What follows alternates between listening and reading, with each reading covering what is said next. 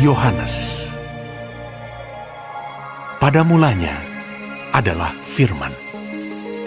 Firman itu bersama-sama dengan Allah, dan Firman itu adalah Allah. Ia pada mulanya bersama-sama dengan Allah. Segala sesuatu dijadikan oleh Dia, dan tanpa Dia tidak ada sesuatu pun yang telah jadi dari segala yang telah dijadikan. Dalam Dia ada hidup, dan hidup itu adalah terang manusia. Terang itu bercahaya di dalam kegelapan, dan kegelapan itu tidak menguasainya. Datanglah seorang yang diutus Allah, namanya Yohanes. Ia datang sebagai saksi untuk memberi kesaksian tentang terang itu, supaya oleh Dia semua orang menjadi percaya. Ia bukan terang itu, tetapi Ia harus memberi kesaksian tentang terang itu. Terang yang sesungguhnya, yang menerangi setiap orang, sedang datang ke dalam dunia.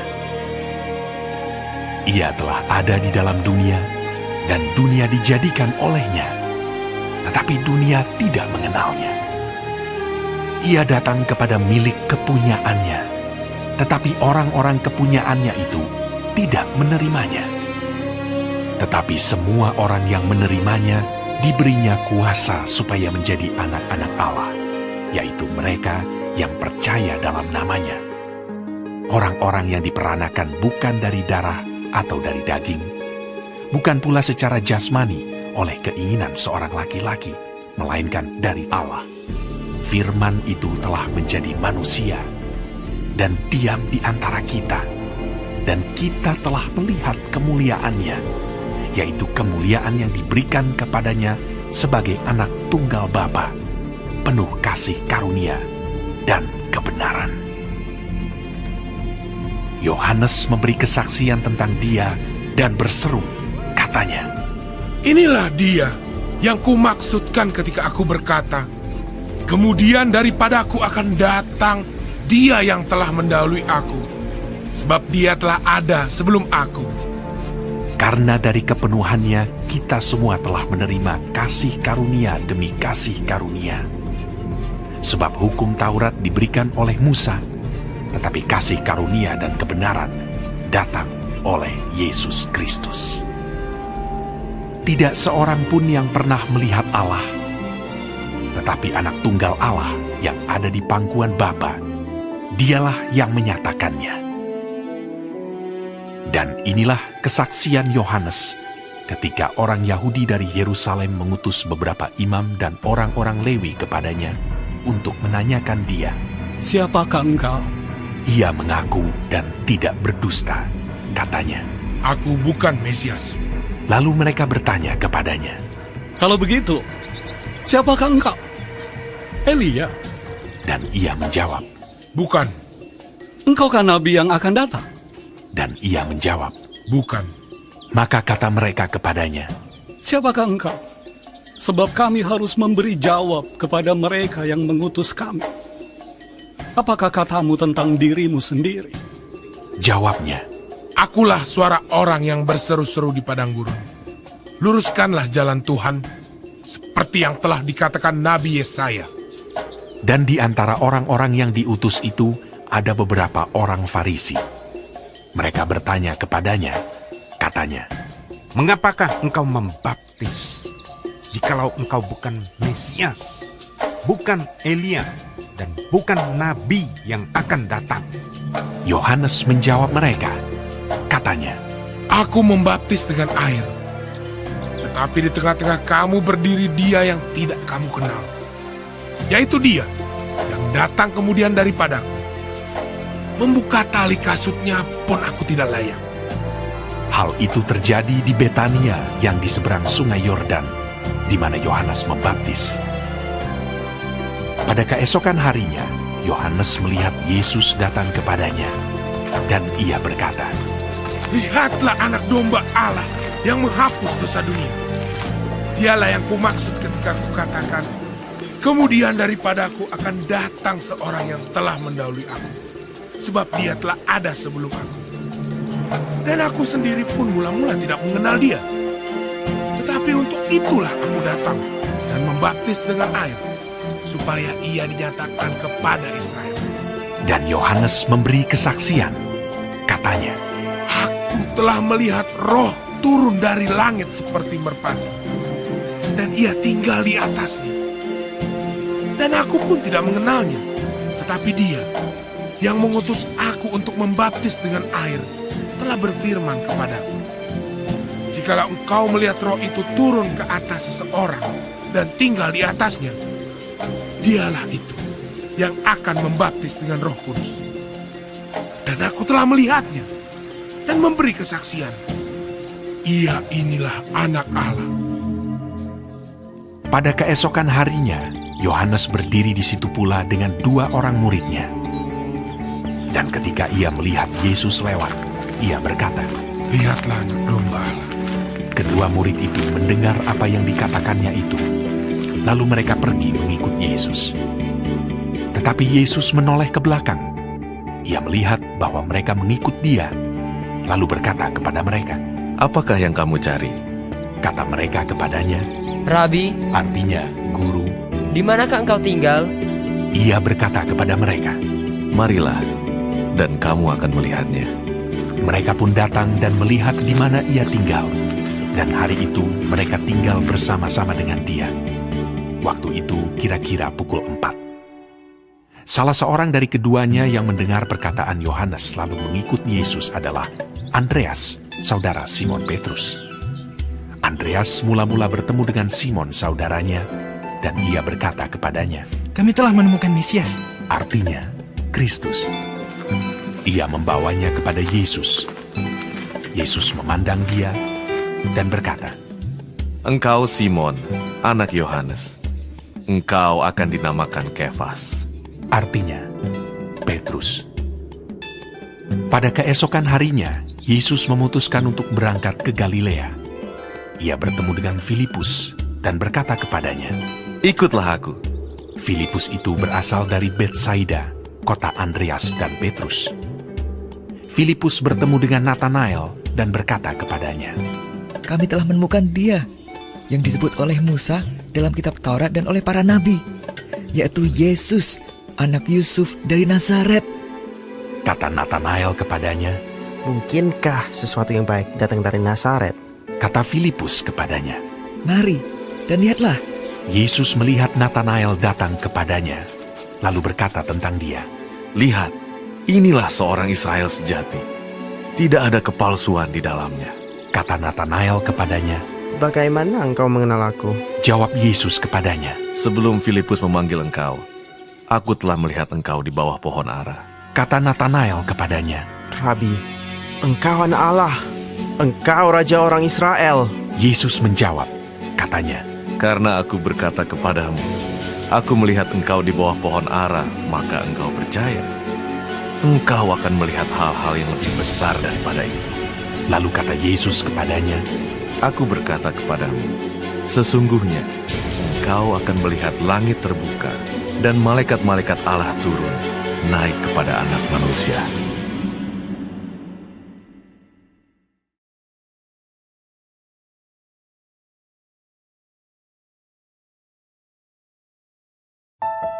pada hari ketiga ada perkawinan di Kana yang di Galilea, dan ibu Yesus ada di situ.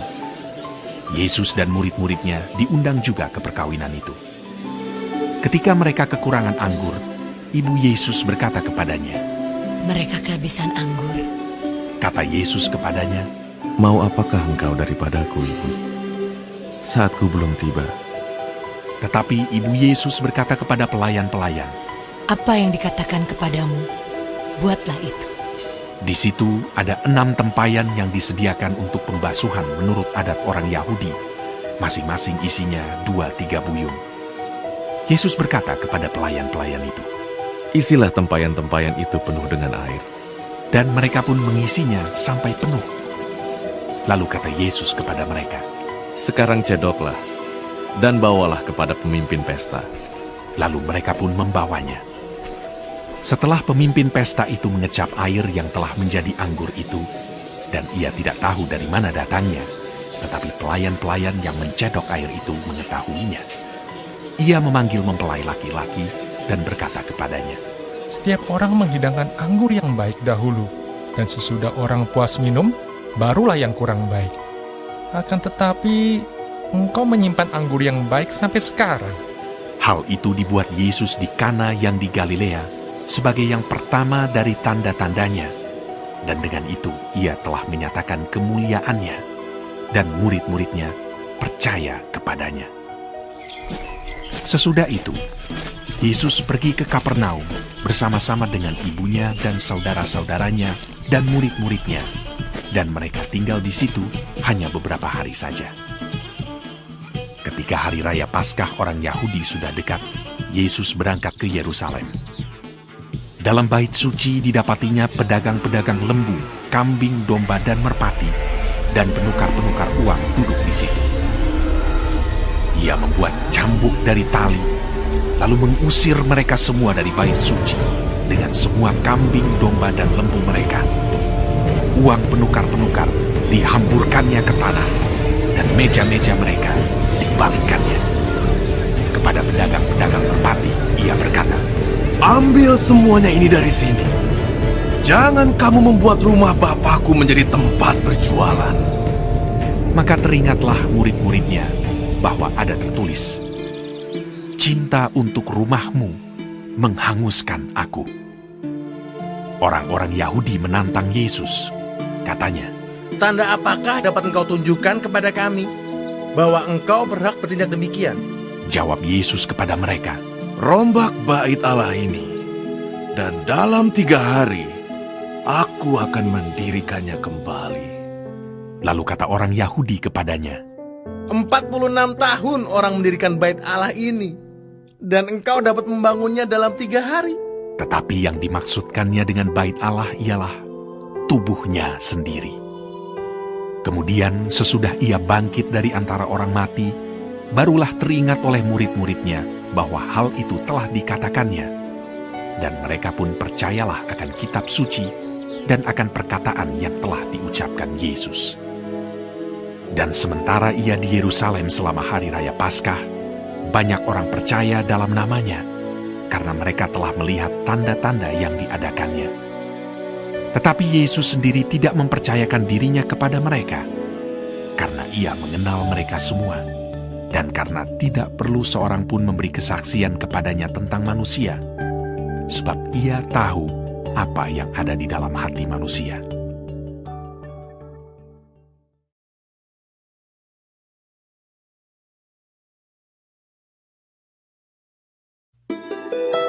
Adalah seorang Farisi yang bernama Nikodemus, seorang pemimpin agama Yahudi. Ia datang pada waktu malam kepada Yesus dan berkata, Rabi, kami tahu bahwa engkau datang sebagai guru yang diutus Allah. Sebab tidak ada seorang pun yang dapat mengadakan tanda-tanda yang engkau adakan itu, jika Allah tidak menyertainya. Yesus menjawab, katanya, Aku berkata kepadamu, sesungguhnya, jika seorang tidak dilahirkan kembali, ia tidak dapat melihat kerajaan Allah. Kata Nikodemus kepadanya, Bagaimanakah mungkin seorang dilahirkan kalau ia sudah tua? Dapatkah ia masuk kembali ke dalam rahim ibunya dan dilahirkan lagi? Jawab Yesus, Aku berkata kepadamu, sesungguhnya, jika seorang tidak dilahirkan dari air dan roh, ia tidak dapat masuk ke dalam kerajaan Allah. Apa yang dilahirkan dari daging adalah daging, dan apa yang dilahirkan dari roh adalah roh.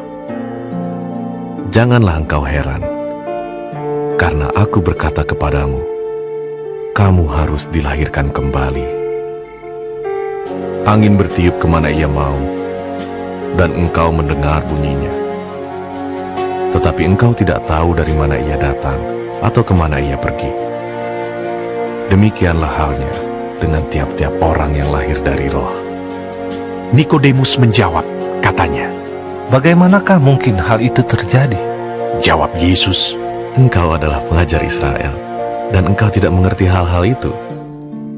Aku berkata kepadamu, Sesungguhnya kami berkata-kata tentang apa yang kami ketahui, dan kami bersaksi tentang apa yang kami lihat, tetapi kamu tidak menerima kesaksian kami.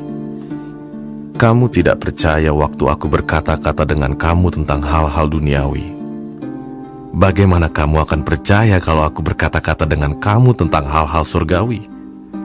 Tidak ada seorang pun yang telah naik ke surga, selain daripada Dia yang telah turun dari surga, yaitu Anak Manusia.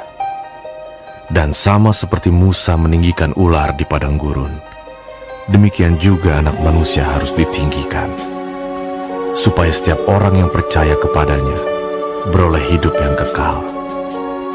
Karena begitu besar kasih Allah akan dunia ini, sehingga Ia telah mengaruniakan anaknya yang tunggal, supaya setiap orang yang percaya kepadanya tidak binasa, melainkan beroleh hidup yang kekal.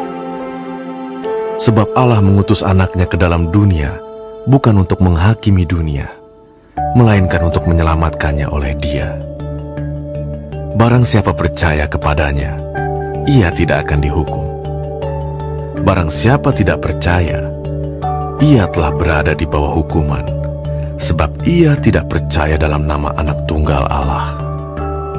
Dan inilah hukuman itu: terang telah datang ke dalam dunia, tetapi manusia lebih menyukai kegelapan daripada terang, sebab perbuatan-perbuatan mereka jahat. Sebab barang siapa berbuat jahat, membenci terang, dan tidak datang kepada terang itu, supaya perbuatan-perbuatannya yang jahat itu tidak nampak. Tetapi barang siapa melakukan yang benar, ia datang kepada terang, supaya menjadi nyata bahwa perbuatan-perbuatannya dilakukan dalam Allah. Sesudah itu, Yesus pergi dengan murid-muridnya ke tanah Yudea, dan Ia diam di sana bersama-sama mereka dan membaptis. Akan tetapi Yohanes pun membaptis juga di Ainon dekat Salim, sebab di situ banyak air, dan orang-orang datang ke situ untuk dibaptis. Sebab pada waktu itu Yohanes belum dimasukkan ke dalam penjara. Maka timbullah perselisihan di antara murid-murid Yohanes dengan seorang Yahudi tentang penyucian. Lalu mereka datang kepada Yohanes dan berkata kepadanya, Rabi, orang yang bersama dengan engkau di seberang sungai Yordan, dan yang tentang Dia engkau telah memberi kesaksian, Dia membaptis juga, dan semua orang pergi kepadanya. Jawab Yohanes, Tidak ada seorang pun yang dapat mengambil sesuatu bagi dirinya, kalau tidak dikaruniakan kepadanya dari sorga. Kamu sendiri dapat memberi kesaksian bahwa aku telah berkata, Aku bukan Mesias, tetapi aku diutus untuk mendahuluinya. Yang empunya mempelai perempuan ialah mempelai laki-laki, tetapi sahabat mempelai laki-laki yang berdiri dekat dia dan yang mendengarkannya sangat bersukacita mendengar suara mempelai laki-laki itu. Itulah sukacitaku, dan sekarang sukacitaku itu penuh. Ia harus makin besar, tetapi aku harus makin kecil. Siapa yang datang dari atas adalah di atas semuanya.